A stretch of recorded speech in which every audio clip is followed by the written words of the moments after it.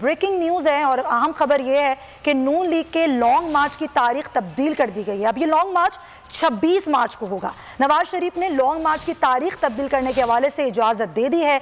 26 मार्च को model town मुस्लिम league नून के secretariat से रवाना होगा। पहले लॉन्ग मार्च पीडीएम की जानिब से 24 मार्च को होना था, लेकिन अब लॉन्ग मार्च की तब्दीली का ऐलान कर दिया गया है और अहम इजलास इसमें हुआ और उस इजलास में ये तय किया गया है। आरिफ मलिक, तब्दीली क्यों की गई है तारीख में? जी जो ज़राए ने बताया उसमें बड़ी वजह जो है वो मरीम नवाज की तबीयत है। मरीम नवाज क्योंकि पिछले दिनों ने बुखार भी हुआ था, ये बुखार की वजह से उन्होंने सवाद वाला जलसा भी कैंसिल किया था।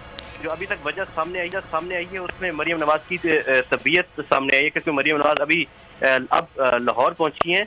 उन्हें कल ही आना था, लेकिन आज तबीयत खराब होने की वजह से आज ही यहाँ पे लाहौर पर पहुंची हैं और इसी वजह से ये कहा जा रहा है कि जो लॉन्ग मार्च है इसकी तारीख तब्दील की गई है। और नवाज शरीफ ने इसकी अब ये मार्च जो 24 की बजाय 26 मार्च को होगा और ये उसी जगह से मॉडल टाउन सेक्रेटेरिएट से शुरू होगा और इस्लामाबाद जाएगा और वहीं पर जो एक जलसा है 28 मार्च को वो रावलपिंडी में किया जाएगा और इसकी क़यादत जो है मरीम नवाज और हमजा शहबाज करेंगे, क्योंकि पहले भी दोनों ने करनी थी। तबीयत की खराबी की वजह से ये डेट आगे किया गया है तबीयत की खराबी की वजह से। बहुत शुक्रिया आपका आरिफ मलिक।